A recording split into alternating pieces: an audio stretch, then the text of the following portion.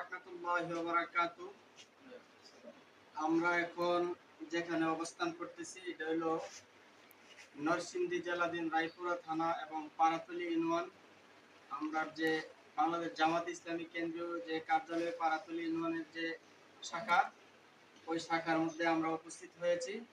আপনারা শুনে অত্যন্ত খুশি হবেন যে আমরা যে কারণে আজকে এখানে উপস্থিত হয়েছি, আমরা গতকাল রাত্রে যে ডাকসু নির্বাচন হয়েছে, নির্বাচনে আমরা প্যানেল বাংলাদেশ জামাত ইসলামী প্যানেল অর্থাৎ ছাত্র শিবিরের যে প্যানেল ছিল, ওরা ভূমিধস বিজয় ইনশাআল্লাহ আল্লাহ পাকে আমাদেরকে দিয়েছে।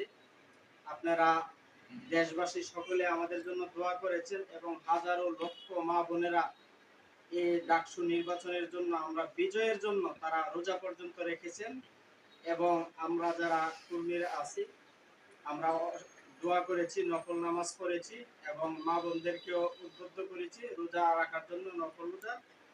তো এই বলে আমি কথা শেষ করছি। এখন আপনাদের সম্মুখে এখন কথা বলবে বাংলাদেশ জামাত ইসলাম পাড়াতলী ইউনিয়ন শাখার সম্মানিত সভাপতি বীর মুক্তিযোদ্ধা জনাব মোহাম্মদ জসিমউদ্দিন ভাই। বিসমিল্লাহির রহমানির রহিম। আসসালামু আলাইকুম। সম্মানিত উপস্থিতি, আপনারা সবাই জানেন গতকাল ডাকসু নির্বাচন অনুষ্ঠিত হয়েছিল। বাংলাদেশের সকল নারী পুরুষ সবাই এই সংগঠনকে বিজয়ী করার জন্য আমরা দোয়া করছি।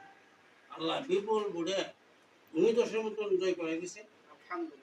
এই জয় থেকে আমরা সুক্রিয়া স্বরূপ আমাদের পাড়াতলী ইউনিয়ন শাখা আমাদের সবের অফিস থেকে এবং আমরা মিষ্টি বিতরণ করছি,